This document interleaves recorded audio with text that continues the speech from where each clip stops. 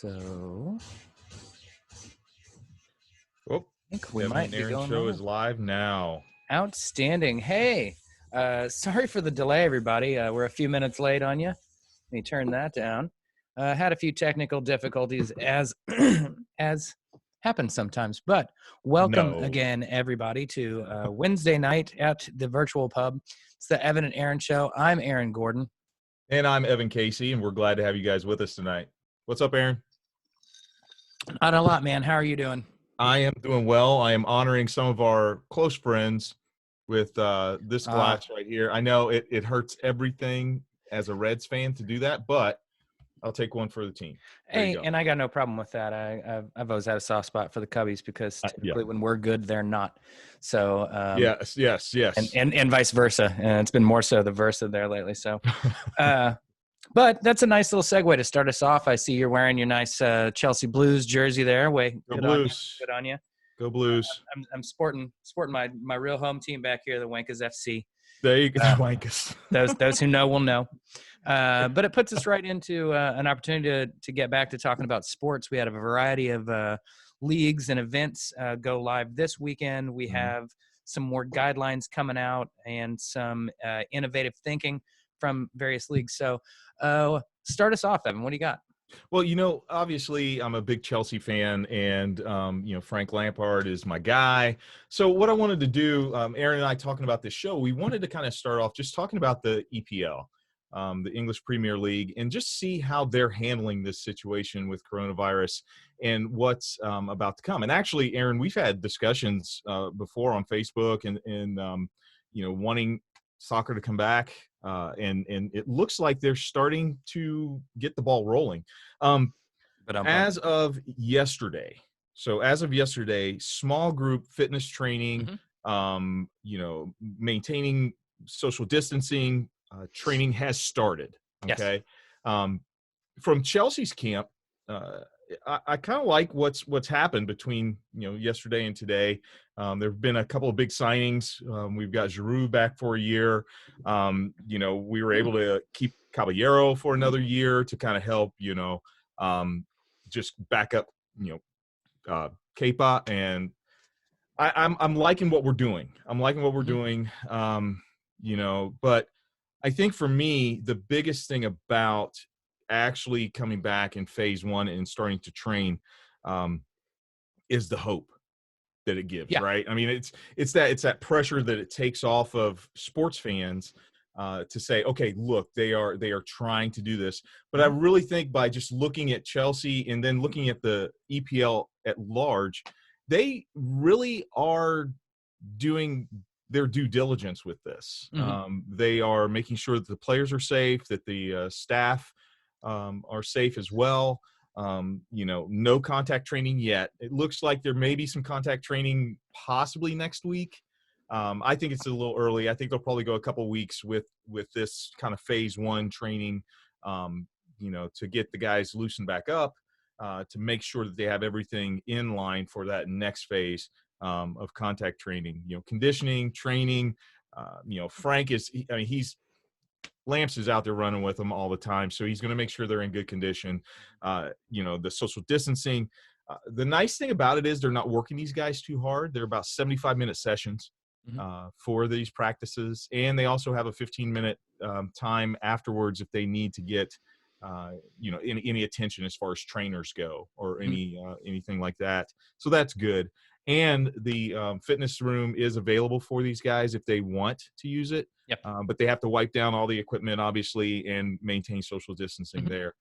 I say all that to say this, Aaron, and this is what I really want to get at it as far as the meat of our discussion tonight. What do you think the EPL is going to look like or when the season starts again? Is it going to be a true restart of where we were, or do you see something possibly different happening there? I know you had posted about this on Facebook. I just wanted to kind of get your overall opinion on it. Well, I think there's a lot of question marks right now, just on logistics, how soon they're truly going to be able to get games going. um, still having pushback from certain players that are, really not interested in, bringing the virus back home Right. right now. I think they'd like to have a little bit more time. So it's going to be strange. Watching the Bundesliga games that resume this weekend, it's really odd to not have crowd noise. Now, as a huge, soccer purist and fan and a former coach, it's really kind of neat to hear the players. You can hear them shouting, Yeah. in this case in German, but you know that they're communicating on a level that you don't normally get to hear. So Mhm. that'll be an interesting aspect when the Premier League comes back, to be able to hear a lot of these guys, and you're hearing the commands and instructions from the bench that they get each other. That'll be unique. Mhm. I don't know that that'll be a huge turn on for the casual fan, but for those of us who've been missing it greatly, I think it'll be a huge aspect of it. Sure. And what's it going to look like? I think it's going to look like some poor soccer for a while, because no matter what, even as good of a team as Liverpool and how well they were playing, and some of the other teams that had built some momentum, I felt United were really charging up. Mhm. Toward the last 10 games have been very, very solid for them. But you look at Wolves; they've played well recently as well. Wolves were 6th, right Yeah, behind right right behind behind us. Man U. So it's going to be different. That nobody's going to be truly match fit, because they're not going to be able to get any real scrimmages in before they play. No exhibitions, anything like that, like they do Yeah. with the preseason here. So I think it's going to look strange.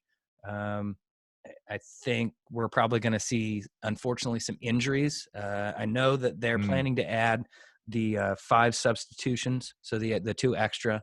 So that'll be Okay. a good thing. And Okay. from what I've heard, that's going to be extended through the end of the year, which I think is Mhm. a smart thing, and ultimately will probably become um, a permanent change to the game, because when it's played at this pace and this intensity and the types of injuries you see guys get, could truly be prevented by having those extra couple of substitutions. A Yeah. lot of fatigue level injuries, that sort of thing. So Um, when the fatigue comes into play, you're probably going to have a lot of, a little bit harder tackling, because you're going to be catching up with the guy, and you can't yeah, quite get to the ball. yeah. And yeah, no, I get it. Go ahead, man. That was a great Well, point. and I think you're going to see more coaches and referees giving instruction to, come on, if you be aware of what your body's telling you, and guys are going to play hard. Guys are going to want to give that 100%, Sure. like they always do. Yep. One nice aspect is this is a recharge of the batteries pretty late in the season. But the side effect of that is they're going to have to play 9-10 games over the course of about 4 weeks, Mhm. uh, and that's just to complete the Premier League. Man U's still in the FA Cup, still in the Europa Chelsea's League. still We in we there. we don't know how those games are going to get Yep. played, how they're going to insert those. Kind of as ever, the squads, the bigger squads, will benefit from it a lot better. Your Man Mhm. U's that go 25 men deep and don't have, only got a couple guys in that injured, whereas probably your Southamptons, who've been struggling all season long, Sure. are going to have some issues. Um, it's going to be weird. What I hope is that no one gets sick. No more people get sick. They've already had people. They tested everybody in the league. They had people test positive. Yep. Bundesliga has had some people test positive. For whatever reasons, they're not releasing the names and the clubs of those players. But presumably they are quarantining appropriately. I'm pretty sure it's at least 7 days, if not 14 days, for anybody Yeah. they've come in contact with. So you can see how quickly this becomes an issue if, sometime next week in training, Jesse Lingard turns up sick. Right. Because Exactly. now, whether everybody on the team does get sick or not, Manchester United have to go into quarantine for 14 Mhm. days.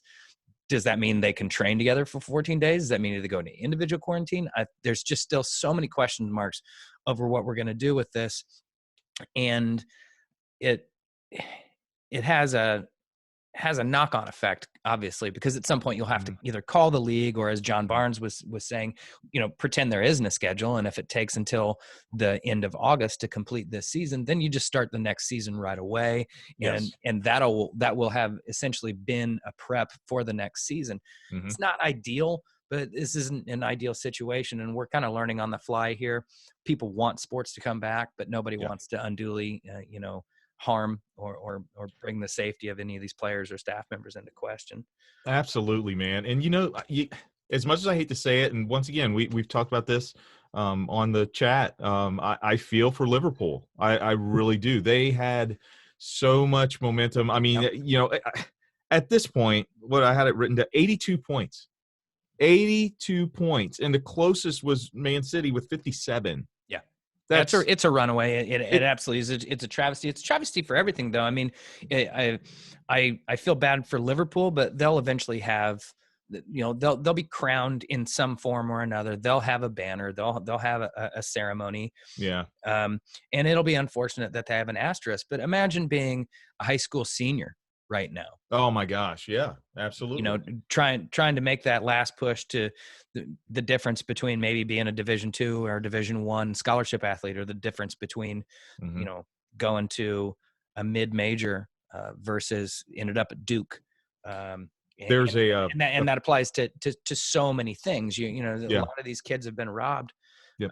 There's a dear friend that I have whose nephew goes to a D2 school. I'm sorry, D1 school, and had not had a great relationship with the new coach. So basically, his freshman year, he was recruited by another coach. That coach left Mhm. as soon as he came, and the coach that came, he wasn't one of his guys, Yeah. and so he set him on the bench.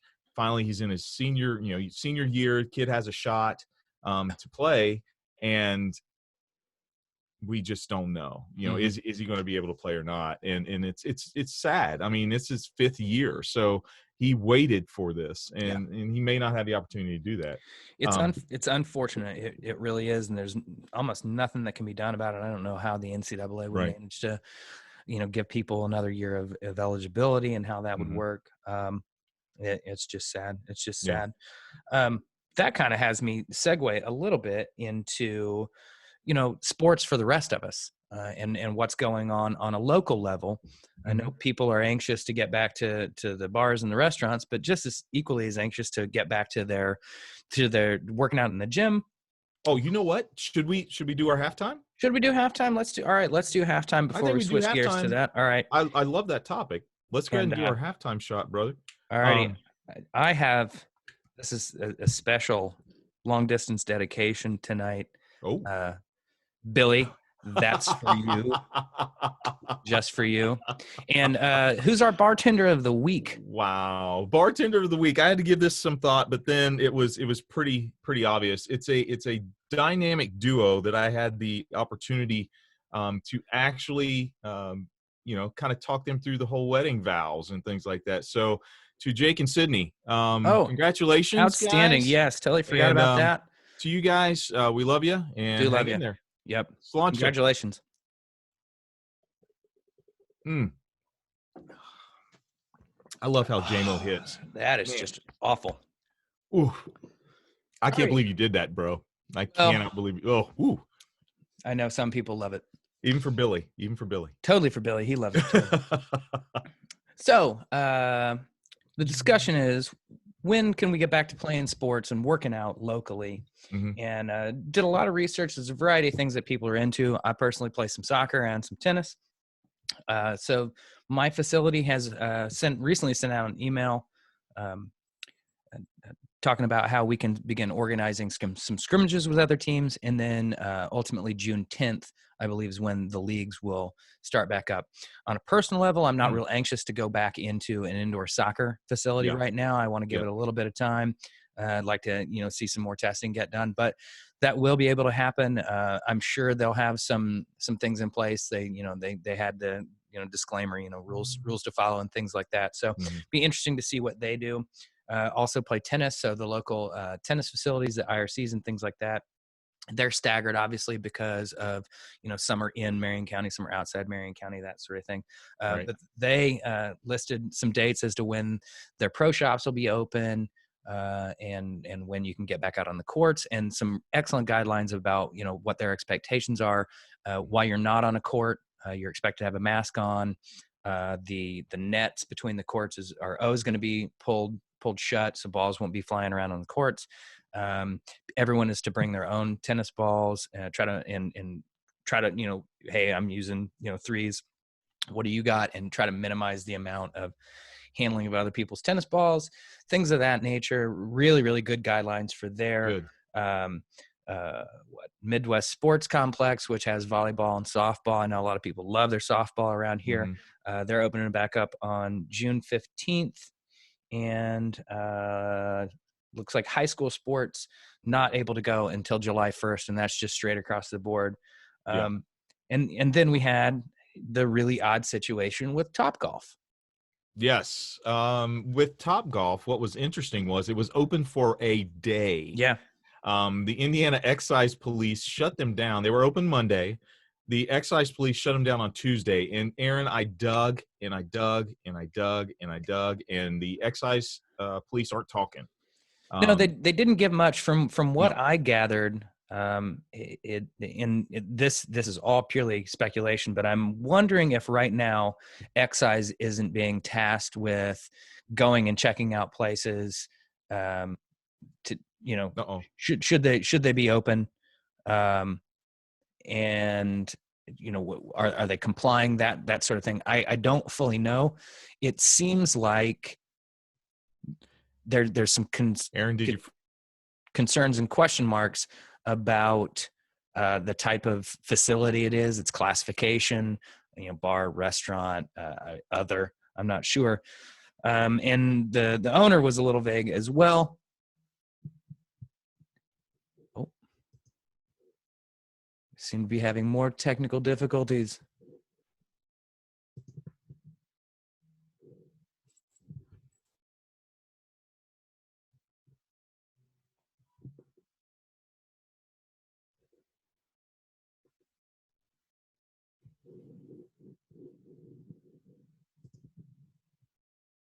Are we still live? I can't tell if we're still live.